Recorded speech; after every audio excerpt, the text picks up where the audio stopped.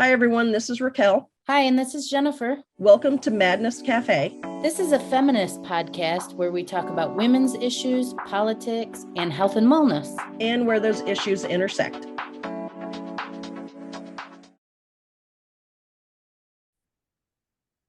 Hey, everybody. Welcome back to Madness Cafe.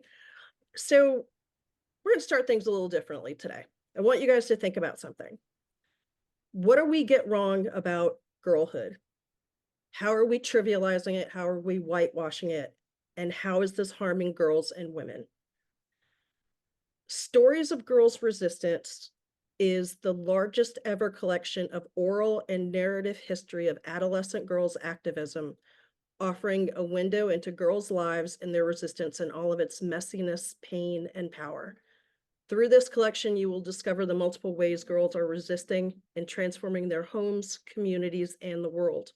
From the smallest acts of defiance in the home to the role of girls in shaping some of the most powerful revolutions and social justice movements of the last century.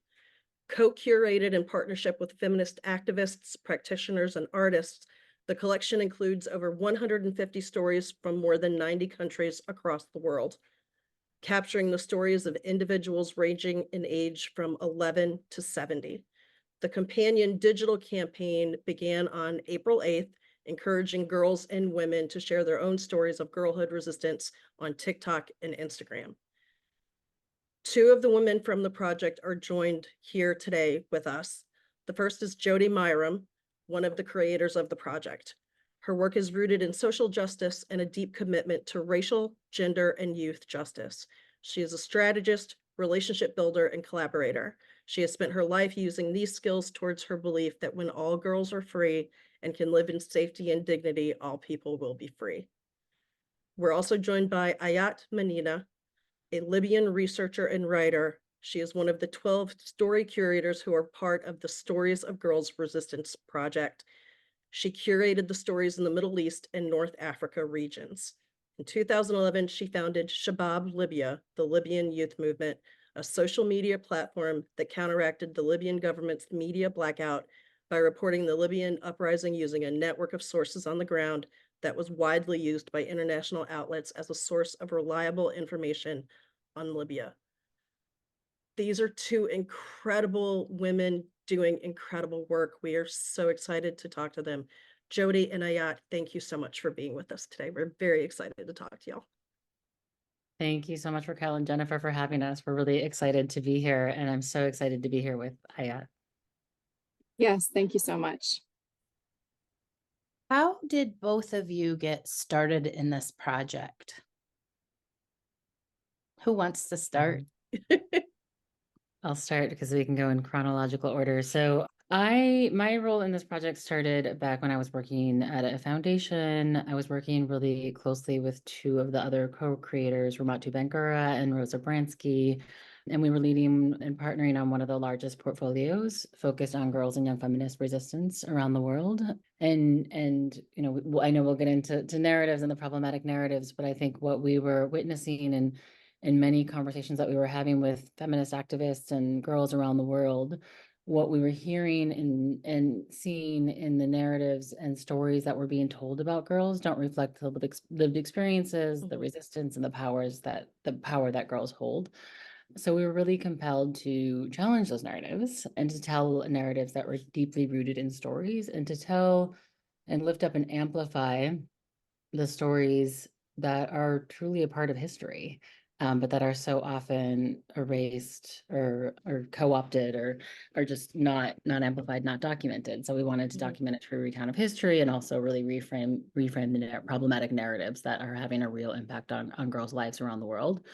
And so that was a bit of the spark. It sparked with many collaborators. Ruby Johnson and Laura Vergara have been really important parts of the project team as well. And then we partnered with 12 incredible curators, including Ayat and 11 others who are truly at the heart of this project.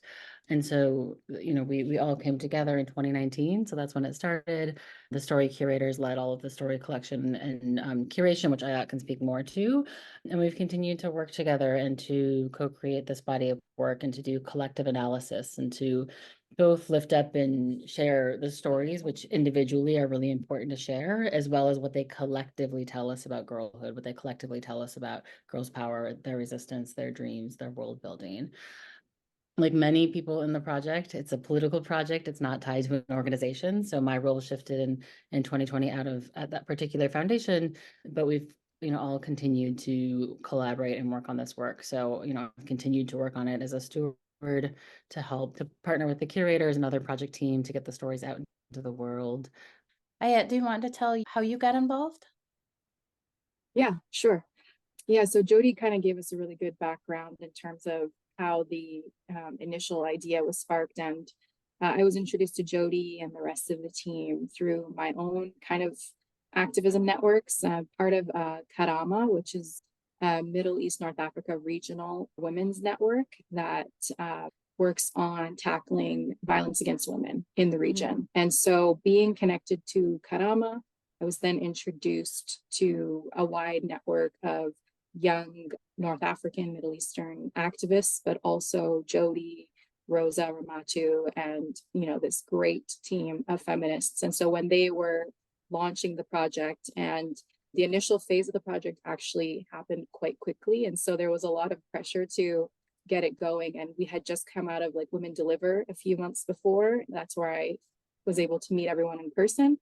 And they approached me with, this curator opportunity. And I found it really exciting because it was so multifaceted and like tackling the whole region. And I think we all signed up for like this 2-3 month like gig, and it's turned into like this amazing whirlwind project that I think we all hope never really comes to an end.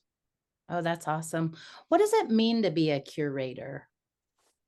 Yeah, so initially, we set out to collect stories from girls and women about their girlhoods in an effort to focus on shifting the narrative, but also really capturing their perspective and meeting them at their girlhood.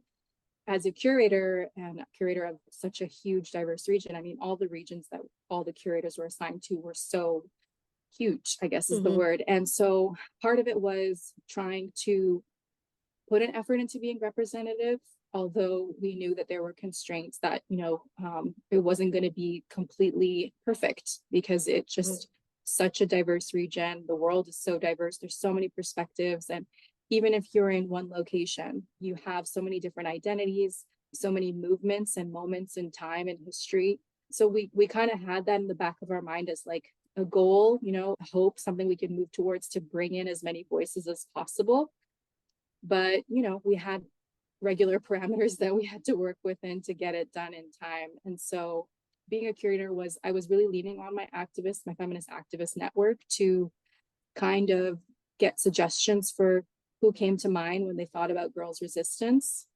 And a lot of that came from my own personal connections with activists across the region. And then it kind of snowballed into other people's suggestions as we went. And sometimes it was from a perspective of a certain moment or age group. And sometimes it was like, no, I really want to make sure we cover like Western Sahara. Oh, I think I might know someone that could give us a perspective on that. And I really want to make sure we cover Yemen and Sudan. So there was just kind of being pragmatic going into it and trying to be representative, but then it really did take on a life of its own. So I'm wondering, because, it's brought up on the website, and just if you think about it, it can sometimes be dangerous for some of these girls and women to talk about their resistance or even ideas about resistance, let alone actual action. How were you able to get the women and the girls to actually speak to you and share their stories? That's a good question. I'll just speak about my region, and Jody can probably expand on that. That's kind of like one of the factors that brought up folks that ended up being activists and ended up being people that were already kind of on the forefront, because just the essence of the project of being able to hold that space and have them feel safe and comfortable to share, but also willing to take the risk. So it's kind of comes hand in hand. And that's why in the end, we kind of self-selected for activists, not intentionally, but that's just, those are the people that are in the space. They're on the front line. This would have been a completely different project had we maybe approached, been on the ground everywhere and approached people, just that didn't have that. I mean, the ultimate essence of it is that all girls resist, but not like a publicly known or something that they kind of like built on over time. So yes, they did take on a certain level of risk, but there was a lot of space given in this project and understanding that like those that didn't feel comfortable, we anonymized. And we went to the extent of, anonymizing various details that might put them in a situation that might compromise their safety. So there was that, but it's also the people that we were approaching were those that are kind of on the front lines of their communities. Okay.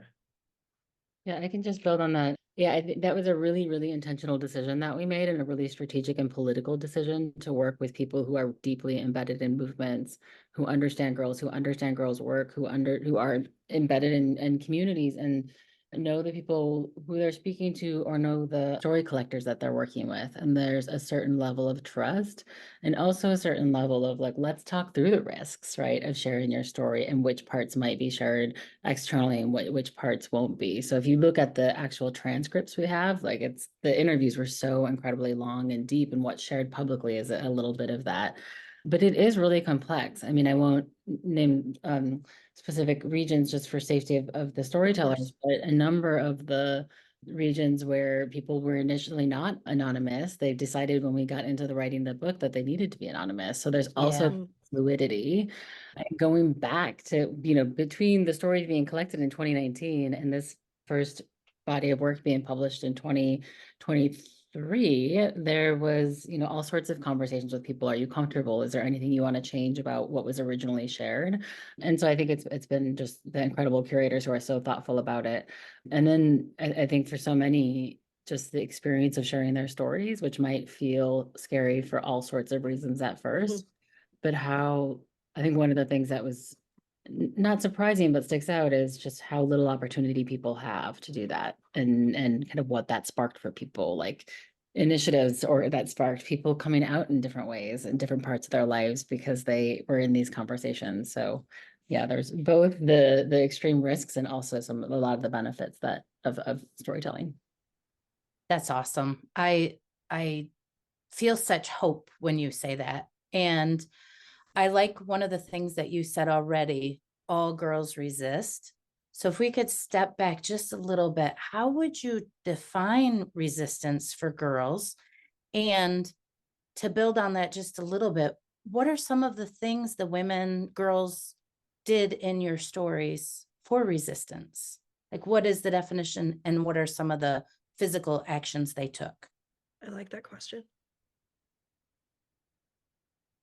Big question. And I think it's something that we're constantly contending with just every time we are doing something with this project. But what we ended up finding was kind of universal, was that at some point in time of girlhood and when we were collecting these narratives, there was a pushback on these definitions and like these boxes that started popping up in girls' lives, where there was a new rule that was introduced, or, some sort of a barrier that just came about because they were girls for whatever reason, in whatever space. And so I think it's that initial like limitation and that realization that like, oh, I have to do something differently, or I have to adapt, or I have to change, or I have to accept or not accept. It's kind of like this question that they come across. And so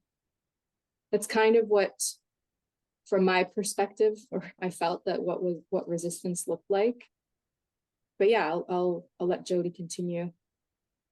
And maybe we can get into some specific examples, but I think one of the reasons we framed it as resistance, and really this idea that resistance isn't a static moment, and it's not the moment you read in the headlines, but there's so much resisting that girls do every day that's invisible, that's not talked about, that's like, and she didn't even, most of it doesn't even realize she's doing it, right? Because of what she's facing as she walks through the world as a girl. And part of it was to counter one of the dominant narratives we see, that there's an exceptional girl who like rises above in her community and has some massive, huge act of defiance. And often it's makes the headlines because the extreme risk it put her in, or the violence that, you know, overtly took place upon her for that resistance. And this narrative that, you know, it's just a singular girl, a singular hero.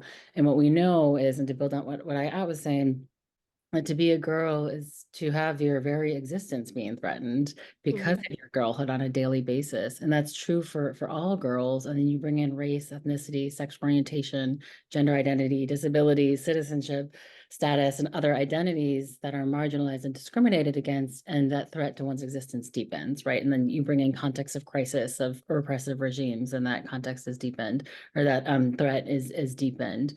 And what we see is that it's not by accident, right? This is very systematic, and people in positions of power, people who hold power, have a fear of what girls represent, of the change and the progress and the hope that they represent for a different future that challenges their power, that challenges white supremacy, that challenges patriarchy. So I think that was really intentional of wanting to say, look, girls are resisting every day because they're facing discrimination and violence every day in ways that are extremely hidden, that their resist can be really hidden. So it could be in their house, it could be, you know, secretly learning to read, it could be fighting to stay in school, it could be wearing hair a certain way, deciding to cover her hair or not cover her hair, right? There's so many different acts of resistance that come out through the stories. And there's so many through lines of that.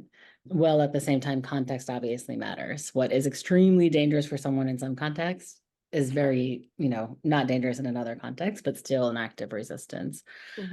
So to us, kind of this framing of resistance really captured all the ways that girls are pushing back informally, individually, and collectively, in planned ways, in methodological ways, and kind of the small ways that often build the muscle of resistance that can lead to larger acts of resistance. So it was that framing when we were thinking about this, like what is some of the framing of a narrative, and it's let's look at the full journey, the full complexity, instead of like one part of her. Allow her to be her full self and tell the story she wants to tell or they want to tell.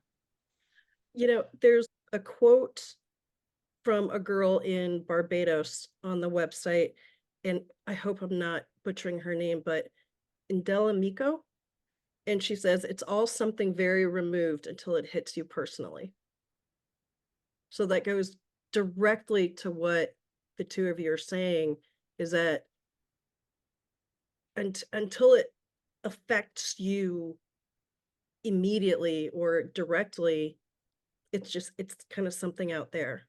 You know, it's when it comes into your own life that it sparks that resistance, whether it's resistance at home, speaking up to a parent, or standing up for what you believe in, or leading a huge movement like Malala, or somebody else, like you say, who's written about in the news. It's more than just that one single girl. And I think often it's in reflecting, and part of the important part of these stories is you don't contextualize the fact that you're resisting until you see someone else's story too. I think you might have that moment, and that's part of the series, and part of what was asked about was around kind of what sparks your, like, what was that moment? And for so many, it was way later on, and then it's only in reflection that you're like, oh yeah, I was resisting then. So I think often an aha moment comes from reading something, or from a conversation with someone, or for being raised in a political family, but often not, right? So I think yeah, I think that's true. What you're saying is true. And I also think you're often resisting long before you know you're resisting, if that makes sense. Almost like I've been preparing for this my whole life. Yep. I spent some time on your website, which you'll have to remind us, the audience, of what the actual website is so everyone can go and look. But I spent some time on it, and your first publication is in an ebook. I was reading it and I had to take a break. It was heavy. How do you continue to do the work when it gets so heavy? I can give a little bit of perspective from the one of the curators. So initially the project, we were able to collect the stories in a really short time frame. And then we all met physically in New York to do a collective analysis. You know, wasn't a lot of time, but we were able to kind of come together and figure out what we really wanted to present to funders at the time, and what narrative changes we wanted to see in terms of funding girls and what girls wanted. And then we all felt in the room that there was so much more to be done with these stories that we had all collected. You know, we had collected them for a very specific purpose, but the stories were bigger than the analysis we could collect in that room, presentations to the funders. Like, we just weren't finished with them. And part of that was the heaviness and the depth that we went into, and just the vulnerability as well. You know, like there was that trust that Jody mentioned, and it also meant that we were able to safely allow these girls to share their stories. And so we were compelled, and the pandemic started soon after, and it sort of forced everything to pause. And maybe we all needed that, but it also kind of kept that flame going that we really needed to let the stories live on. Mm. Yeah, I appreciate that, Ayat. I think there's definitely something heavy in reading the stories and that analysis, and you know, it connects to people's own experiences, right? Also, so it is, and I think everyone, and this I've heard a lot with the curators of, like, there's the heaviness of carrying it forward, and what it means to be responsible for having collected and curated the stories, and what that means to responsibly put them in a world, to what you had said earlier, Raquel, like, not make sure that or try to mitigate as much as possible any harm that can be done with them. So yeah, I think it's the whole body of work, right? Like the whole piece around violence, and we really wanted to keep that in because it's important, and it's also really a lot. One thing that keeps me going, also, in addition to, you know, feeling a deep commitment to getting these stories out there and to feeling like they deserve to be heard and listened to and read and experienced, is just the deep belief that girls deserve a world of safety, dignity, and freedom, and that the only way we're going to get there is if we challenge these narratives, and if we not only challenge the narratives, but compel people to act differently as a result of them, right? So that's some of the work we're all working on too, is here's what these stories tell us, but how do you actually do something differently as a result? So girls, so that can be achieved. And that is first and foremost most important, that girls can live the lives fully however they want. And then I think we all really deeply believe in the role that girls are playing in social change and all of the movements that we're connected to. And so wanting to bring light to that and to bring resources to that as well. So I think the girls themselves, right? Like the stories are dark, but they're also really light in places. And there's a lot of joy and hope and fun. And like there's something so beautiful about, often in girlhood, about this like deep belief that something can be different. And if they can believe it despite what they're experiencing and fight for it, like, how can't we? So I think you get hope kind of constantly also from what they're doing in their stories, and that's their belief in freedom and their belief in a different way being possible. Yeah. Well, that brings up too the imagination and creativity of these girls to dream of a world that's different, and to have that gumption that they can do something about it, right? I want you guys to talk a little bit about that, there's so much in that energy of being a child, and just thinking, I can do this, I can make this change, I can imagine a different world. Do you want to speak a bit about towards the recent publication and how that showed up? Yeah, given the recent and unfortunately now long drawn out violence that we're seeing unfold in Gaza since October of last year, we really responded in many ways, obviously everyone has, but in our project, having collected, I believe, 7 Palestinian stories for this, the Girls Resistance Stories project, we wanted to bring those forward as a testimony to girlhood under occupation, girlhood from, historical Palestine. The stories from Palestine actually range over 50 years in terms of the perspectives and the experiences that they had. And yeah, these glorious stories of their own resistance and their own understanding of the position that they were in a patriarchal society, yes, but also under occupation, experiencing, the effects of colonialism in real time until today in liberation movement. And so again, the stories kind of took on a new life in the framing the context of the current conflict. And we had developed, kind of like this general interview guide to talk to these girls about their girlhoods. And we could never really intentionally try to capture everybody's context, like there was a general, please tell us about your home and tell us about what you've experienced. But just from, again, these 7 stories we collected, this was a few years ago now, and they were able to touch on all of the very real themes that are ongoing in today's conflict in terms of a liberation movement, in terms of identity, in terms of the relationship with land, in terms of using creativity to respond, in terms of education as a tool. We have just recently published that towards our liberation. It's a dual publication, and one of them is the 6 stories from this project. And it does take on all of the other things that we discussed previously in terms of risk and ability to kind of speak out. And so it's an anonymized series, and it's just a really, really powerful testimony to the realities, and that they are really, it's impossible to separate, like girlhood from the world. Like girlhood is the world is girlhood, and there's no separation. I think in wider society or in pop culture or whatever, we just think of like girlhood as this cute little, time that ends and has really nothing to do with anything, and is something that we constantly police.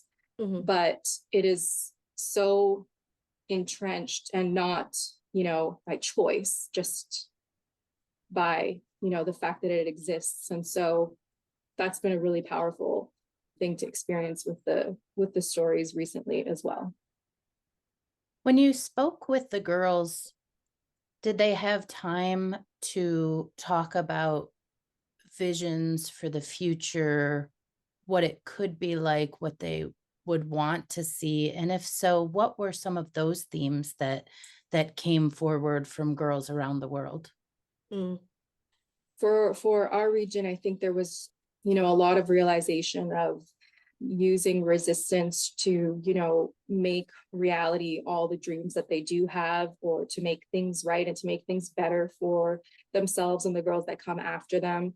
There was a lot of light shed on the importance of solidarity building across movements, the impact of intergenerational learning and moving together, and the issues that are very community or local based, but they're also very much global. Access to healthcare, access to education, fighting for the environment, wanting to not see violence and conflict, fighting against tradition, patriarchy, culture. That was, in terms of like a vision, it felt like there was a lot of sync, and we didn't try for that. That's what came to life when we were transcribing, when we were reading and analyzing the stories. Yeah. I would just add on that, I think, and part of why I brought in this publication is, one, it's important to bring in, and two, just the like utmost amount of dreaming, envisioning, and belief that is held even among such a long history. Like many of the folks that were recorded were born, during occupation, all actually spanning over like several decades.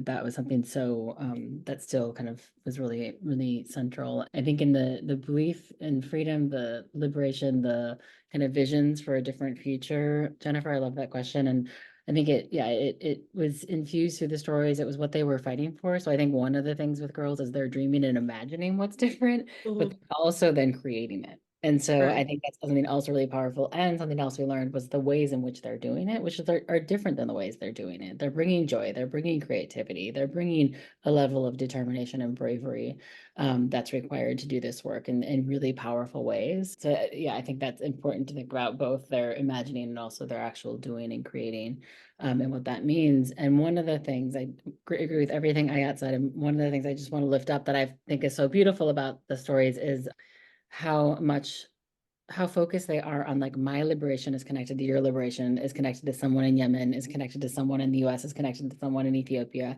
And this idea of without if everyone's free, I can't be free, right? That we all Mhm. Yeah. quote, but that was very, very embedded as well into their visions of freedom and what life would look like a deep concern with others, girls in their community, but also across the world. Did that surprise you all? Because, like you said, they're very different regions of the world that okay. I mean, to me, for me personally, coming from a region that is so stereotypically understood in these really masculine, patriarchal like themes of like Mhm. dominance and power and violence and control, it was a stark contrast to be like, oh, the answer is like right here, and it is in your girls, and these are the ones that are, willing and prepared to fight because they see it so early on in terms of, well, this is what I'm being left out of, or this is what I'm Mhm. prevented from pursuing. And if I am able to have my potential, like, what does that mean for the community? What does that mean for everybody else around me? And like, again, it's like it's so fundamental and yet like almost natural. Like, it's not like a taught mechanism. But it's the very thing that is trying to be silenced by the outside world. Everywhere it meets them, that's what they're targeting. Yes. Yeah. I recently read something about how gossip within communities of girls and women was demonized so that women wouldn't come together and talk and share and teach and learn. And a group of women and girls together is so powerful. So powerful. Thank you for your work. It's really amazing. What do you hope that this project will bring forward? I think for me, I would love to see it as something that, I mean, people see it for what it is, and that it's not just this really niche space that you work in, or it's not just a very specific population or cause that you want to fight for. It's so universal. It impacts everybody. It is for everybody, and everybody does benefit. And just, like, want them to be able to see like, oh, girls resistance stories, oh, I want to read that, without it being like I have to be interested in feminism and be interested in liberation, have all these kind of, maybe it's just our own personal blocks that are preventing us from really being open to it. Well said. I hope they're read. I hope they're circulated. I hope that they're like infiltrated into all sorts of spaces and changing conversations. I hope it really changes the conversation about girlhood, and therefore, as we spoke about earlier, how girls are treated, supported, resourced, seen in movement, seen in communities, seen in families. And then, yeah, as Ayat said, girls are everywhere, and this work is relevant to everyone. So hopefully everyone can see that within these. People often are like, oh, I'm going to buy this for my daughter. And it's like, yes, I hope you do, because she will love it, and hopefully she'll connect with it. And it's super important for all girls to read this, and you should read it. It's important for everyone to read. It's relevant for everyone. It is history. This is a history book. Mhm. And current, it's the blend of history and current reality, and it's really important. So I hope people can see it like that. And then lastly, I really hope that people question why girls have to resist. And I think one of the, we've all talked about this in our work together, is that like the end goal isn't resistance. We don't want to just celebrate resistance. Yes, girls are resisting. We want to support that. We want that to be acknowledged. We want them to be recognized, but we do not want them to have to. So hopefully it also gets people to question why are girls resisting? Can't we create a world where girls don't have to resist, where they can rest, where they can play, where they can live in safety? I think that would be the other pieces, that people don't stop with resistance, but feel uncomfortable. Mhm. Think how, what is wrong here? That this is what's happening. Yeah.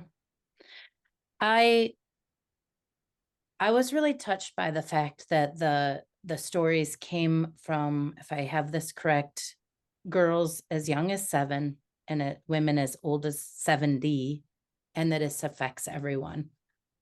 What haven't we asked you about that you would want to let our audience know? And after you've each spoken on that, can you tell us next steps for people who might want to get involved with the project, or how they can engage, I guess? Mhm. And support what you're doing. Yeah. Ayat, do you want to start? Yeah, what haven't we covered? It's like a very huge tapestry whenever I think about this Sure. project, and that there's so much that feels really urgent and really important to highlight all the time. And I think Jody touched on that in terms of the emphasis that, girls shouldn't have to resist. And I think for me, like even just one of the most heartbreaking kind of things from the interview process was that when we asked them about like, well, how do you find girlhood and how do you define adolescence and like the difference between them, and oftentimes it's a sad ending to a period of time that is, you're only allowed this much like peace or this much innocence or this much kind of play.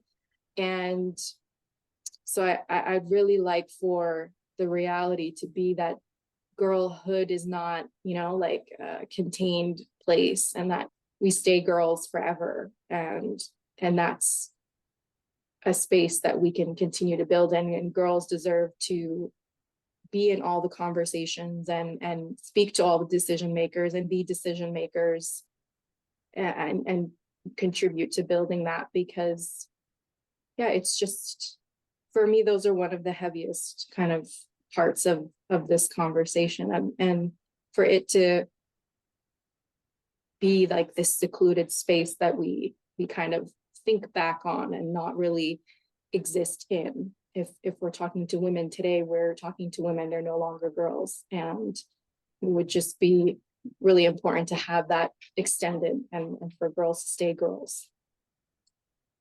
That touched me so much. It really did. Raquel and I will talk about it on the recap, but wow, there's a lot there in all the reasons why we're pulled out of girlhood and into womanhood, and a Mhm. lot of them include violence. Mhm. And oh, that touched me. Thank you for saying that. Yeah, I thought that was so powerful. And I hope serves as a call to action, right? For people who are listening. How can we keep girls in girlhood? How can we let girls be girls? How can we let girls just be? Mhm. And whatever that means to them, right? So I really appreciate that, Ayat. What else to say? I mean, I think there's so much to say. I guess one thing, given the audience, I assume, of the podcast as well, and being sitting in the US, I want to make it really clear that the US is one of these regions that we're Mhm. talking about. And so we collected, or the curators collected, over 150 stories from 90 countries around the world, including the US. And we had a US curator, Natalie Collier, who's based in Mississippi and is amazing.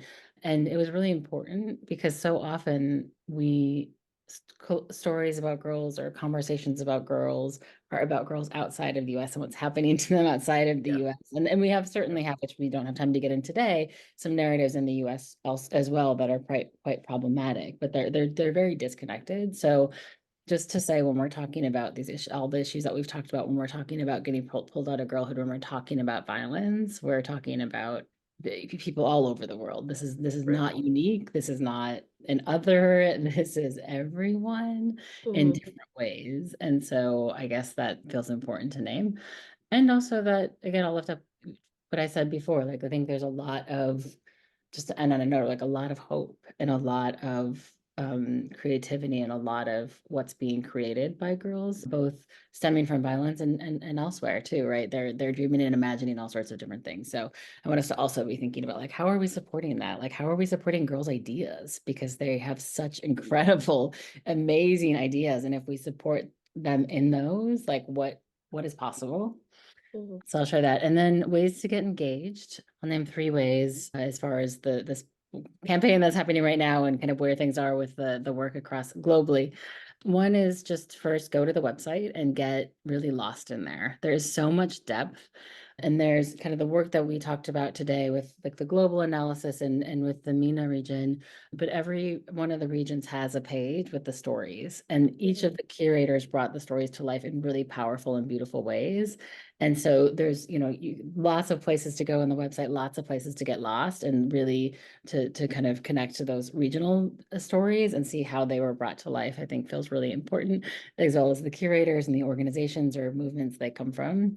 And then reach out if you want to collaborate on this work. The possibilities are endless. We're collaborating with artists on different pieces of work and academics and writers. So if you are inspired and want to think about collaborating in this work. And then third, just share your stories in whatever way feels comfortable to you.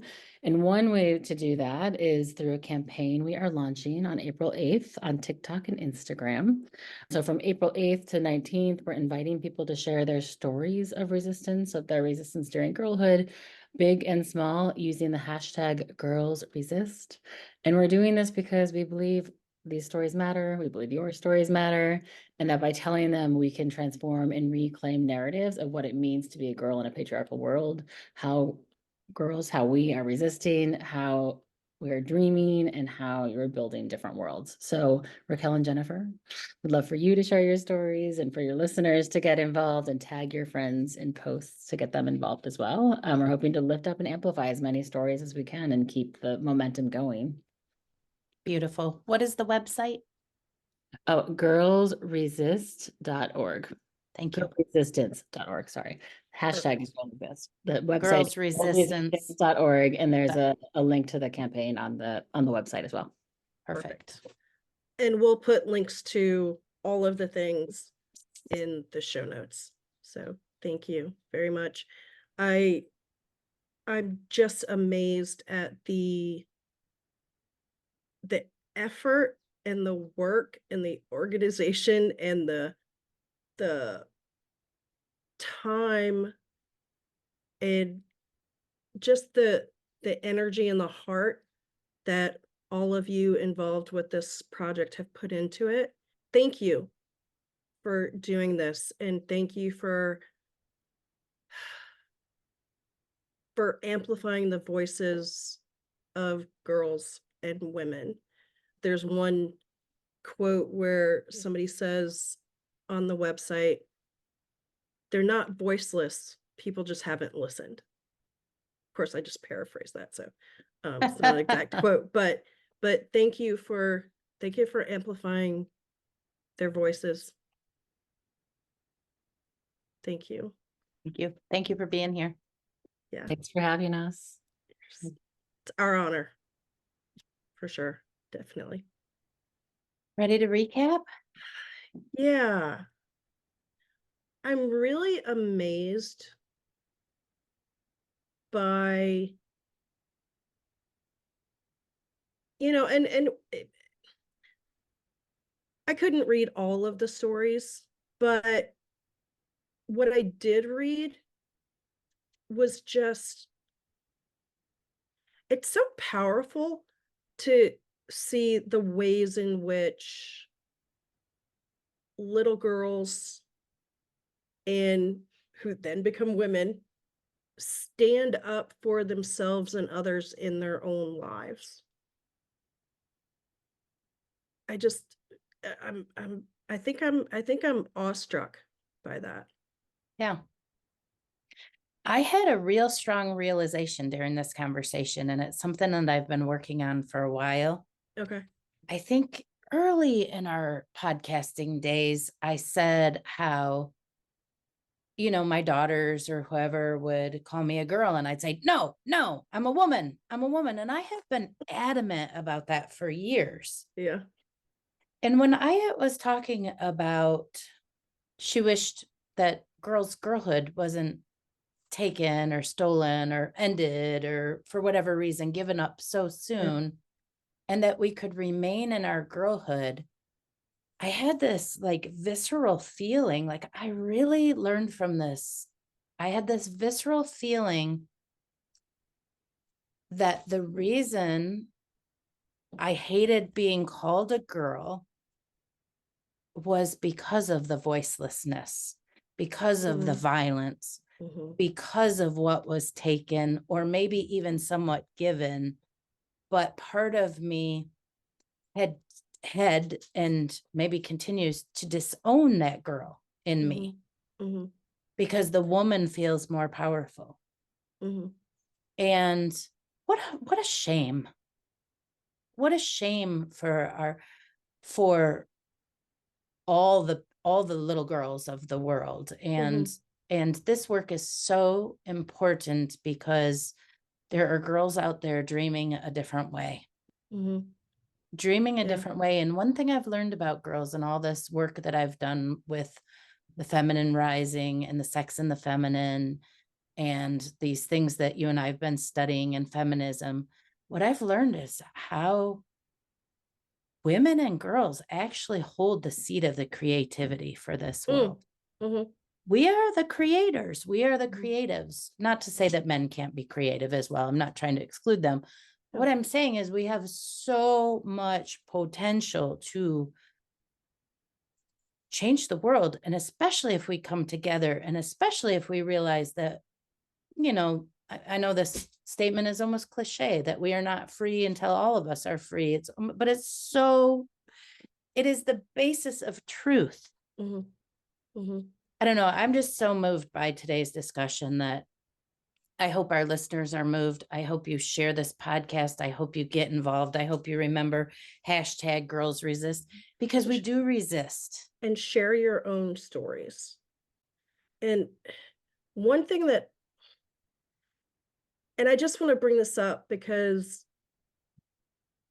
I felt it and I know somebody else might feel it when I was reading this and I was thinking, well, shit, oh, I did it. What did I do as a kid? What resistance did I show? But then I caught myself and I thought, wait a minute. Resistance and Jody and Ayat even said it. It's all over the website that resistance even happens in the home. Resistance, it isn't just this huge publicized, you know, movement that takes over the world. Sometimes resistance is as and small is the wrong word, but as personal as using your voice at home and maybe standing up to a parent or standing up to an older sibling or Or that young girl who got on the end of a diving board and did that backflip into the water in front of the entire school. That is resistance, my friend. yeah, When yeah, the world told her she couldn't do that and she did it anyway. yeah, And yeah, podcasting yeah, and yeah. using your voice. We're using our voice. So maybe, in some way, when we were little girls and didn't feel that we had a voice, we're now using our voices for little us and other girls and other women who felt like they couldn't use their voice when they were little. #GirlsResist. Yeah. this was such a, okay. The waterworks. This was such a powerful conversation. And Jody and Ayat and all of the other people involved in this project and all of the women and girls who shared their stories are doing such amazing things, and just it being an example and showing others that it can be done. You can do it too. Women and girls united. Yeah. I love that. It's incredibly powerful. Yeah, it was great. Thank you, Raquel. Thank you, Jennifer. Thank you, listeners. Thanks everyone for listening today. We will be back with more Madness Cafe next week. You can find us on Instagram at Madness Cafe Podcast or email us at madnesscafepodcast@gmail.com. Bye.